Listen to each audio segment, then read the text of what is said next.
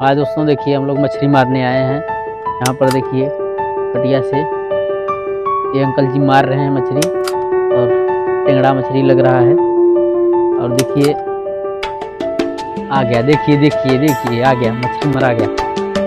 देख लीजिए, ये देखिए कटिया में फंसा हुआ है। आप मछली से देख लीजिए, देखिए अंकल मार रहे हैं। क्या नाम आपका पड़ेगा? हाँ, लाल जी। ये देखिए लाल जी अंकल जी हैं, मछली मार रहे हैं और हम लोग जा रहे हैं खेत। हम लोग सोचे कि यहाँ पर वीडियो बना ले। देखिए 3 कटिया लिए हैं और ये जिसमें द्वारा माटी निकाला गया है, ये गड्ढा है।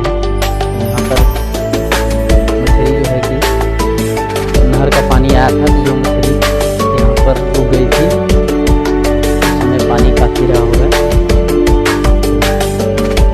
चलिए बाय बाय। यदि हमारे चैनल पर नए हैं